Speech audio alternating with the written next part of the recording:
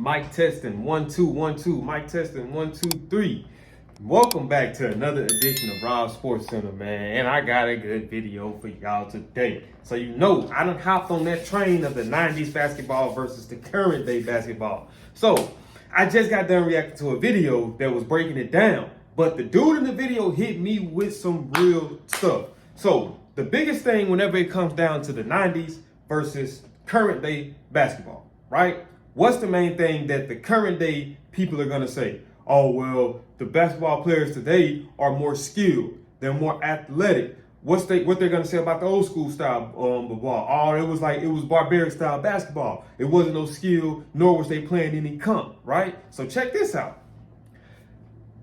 In 20 years, once LeBron retires, 20 years, 25 years, whatever the case may be, you're going to have a new wave of athletes coming in, right? You're going to have a new wave. So at some point, LeBron is going to become to the newer, to the old, like to the generation that's coming up, LeBron is going to be considered Michael Jordan. He's going to be considered overrated, right? Because the game is going to progressively keep increasing. So the newer style players, they're not going to be fond of LeBron. They're going to look at LeBron like, oh, he an old head. I ain't trying to hear none of that. So that's the same thing with our players from the past, the 90s players, right? So to get out of that, what do they say? Oh, they're more skilled shooters and they're more skilled players. Now, do I think that athletically some of them are more advanced than them back then? Obviously, as the game goes on, you're going to start seeing stuff that players are able to do more frequently just because of the progression of the game. That doesn't necessarily mean that they're a much better basketball player. If you ask me, I think that back then you had a lot more players mentally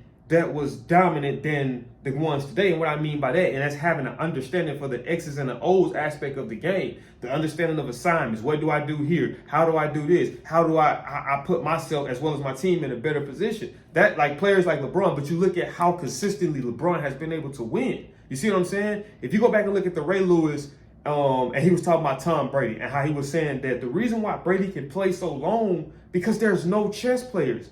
There's nobody who can match Brady intellectually. His mental approach to the game is far none. It is that of a coach. So you got a coach in hindsight that's a player. The same thing with LeBron. And if you look at, and that's why I say, as like old school fans, we got to give Bron credit too. You know what I mean? Because Bron does flop. Bron does do all that. I get that. I'm not taking that away from it. But at the end of the day, this man has made it to the finals for what, 10 consecutive years? Do you know how much discipline it takes to be able to do that? And look at the guys that he was playing, right? So my thing is this. So you see, you know, these deep Damian Lillard threes, these deep Steph Curry threes, you see these things happen. You see a lot of people that are shooting these shots now. Now, could the guys back then, were they shooting those shots? No. But you got to think about it. For the newer style players, the three-point line didn't get implemented into what? Like, I think it was the 88, what was it? 78. I don't know, I keep saying it wrong. I think it was the 1979, 1980 was when it got implemented, right? So you got to look at a lot of those players that was already in the NBA, the three-point line wasn't a thing at the time. And then even when it did get implemented, I'm assuming that the coaches back then were saying we're not taking threes. That was like the forbidden fruit because it wasn't something that has been practiced. You know, now once people started practicing and implementing it, then that's when you started to see it evolve. But you got to think about, bro, that was just 1980. 1979, 1980. That wasn't that long ago. So to see three-point shooting where it's at, that's not a shock. That's understandable because as the game evolutionizes, it's gonna be that. You know what I mean? You're gonna see that. Like when you see Michael Jordan jumping from the free throw line. At the time, that was like the Matrix. But as the game goes on and these players get a little bit more athletically, they can do those things. Those are things that you see in game opposed to seeing it in a dunk contest back then. But that doesn't make them more superior to the athletes back then. Because my thing is this, for guys who are real connoisseurs of the sport, who knows the sport. Would you rather have an overly athletic guy that doesn't know the X's and O's, or would you rather have a okay subpar athletic guy who knows the game inside and out, can coach the team just like you can?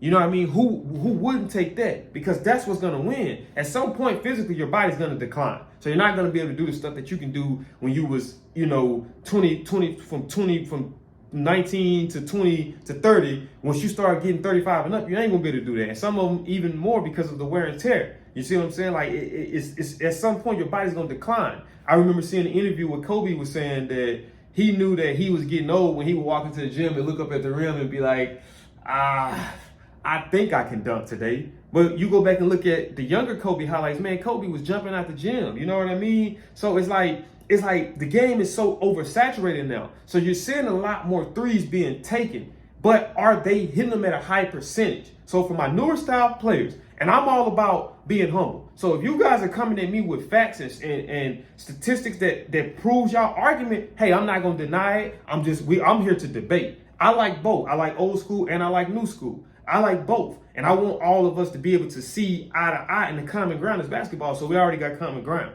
But I think that it's a much needed debate because sports is art and art is up for interpretation. So I don't have no problem with having the 90s versus the current day. But at the same time, it's almost like showing respect, you know, to both aspects. But then we also want to give these guys their flowers while they're here to smell them. You see what I'm saying?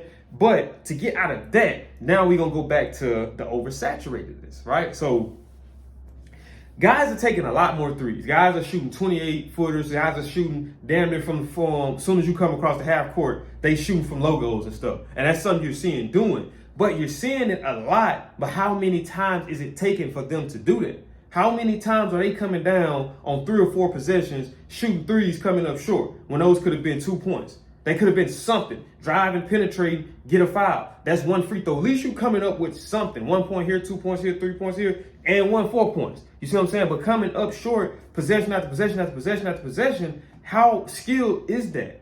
You know what I mean? Like, does it take a lot of skill for that? And like I was saying, I was breaking it down to a guy I work with.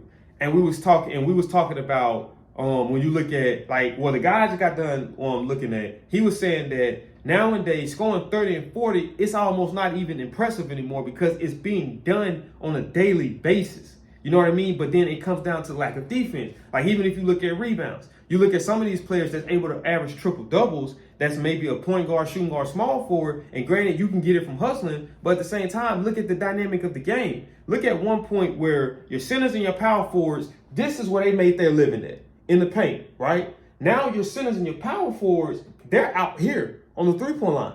You see what I'm saying? So once you got a center that's shooting out, once he out there, guess what that does?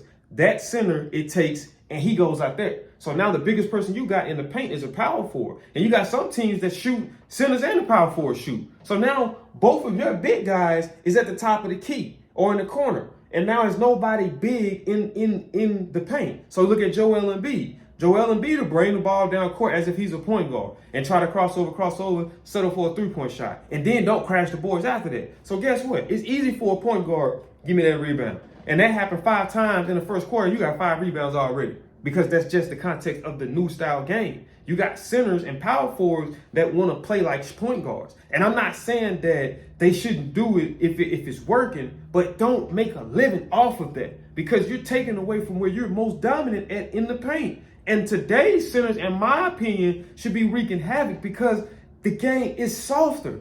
You get all these easy calls, all of these calls and stuff that you get now that you wasn't getting back then. Today's centers should really be eating because who can really hold you? And the rules play into your favor. You see what I'm saying? So like I said, this has been a debate that I've been waiting to have, man. I ain't gonna dive too deep into it in this video. I just wanted to kind of, I had this on my mind after just watching that video. I was like, man, let me go get this video up while it's still fresh on my mind. But I'm telling y'all, man, I'm here for these debates. I'm ready for it. You know, if it's anything I said false, check me in the comments. If it's anything that you feel like I didn't address, let me know and I'll address it in another video. And if you, like I say, if you're feeling some type of way, let me know in the comments, man. I'm open for debate, man. You know what I mean? This is what this is about. This is having fun. We're going to have some fun with this, man. We're going to have a lot of fun with this. But as you guys can see, that is it for this video, man. If you did enjoy this video, do me a big favor, man. Smash that thumbs up button. Also, if you're new to the channel, make sure you subscribe. Or if you aren't new to the channel, you've seen a couple of my videos, why ain't you subscribe, man? Because I know you liking it. I know you liking the content because you keep coming back.